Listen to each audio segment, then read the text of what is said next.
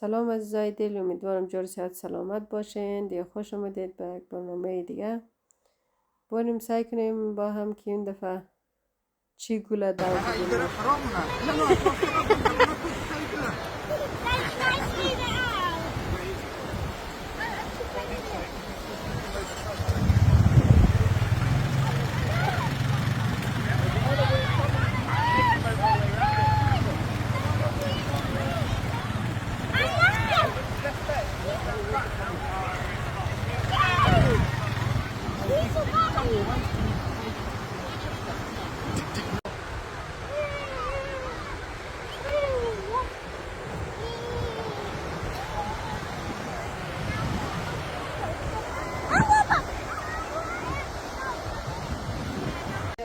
هین عزیزای دل، میرکم تو این گرنین دیگه اینی جای رفته دی جایش خالی، جای خوب جا بود به نظر از ما.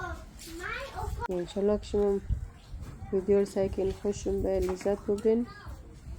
دیگه البته یک دیگه که بخشش باشه بابت کم کسری که در ویدیو نمه است، چون تازه یعنی تازه واردی چیزاش دو دیگه از کم کسی هایی که است از بزرگواری خوب بخشین. دیگه بازم یک جان تشکر بابت سیکدون شما، لایک سابسکرایب شما دیگه.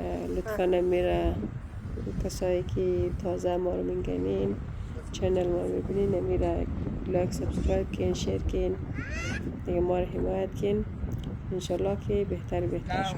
ما کوشش کنیم ویدیوهای سریعتر خوبتر با کیفیت‌تر براتون جور کنیم که شما مزیدن لذت ببرین. دوست عزیز دیگه تشکر، بیننده برنامه ما باشین. دانم که مرغی دل را باشد شکاری دلبر، بیمار کردم او را چشم خماری دلبر، آتش فگنده در دل رنگ اناری دلبر.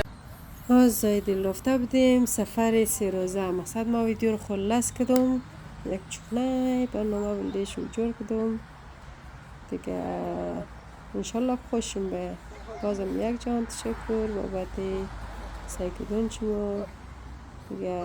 لطفا لایک سابسکرایب شیر یا چی نره دیگه. در حمایت شما نیاز دارم. خداحافظ.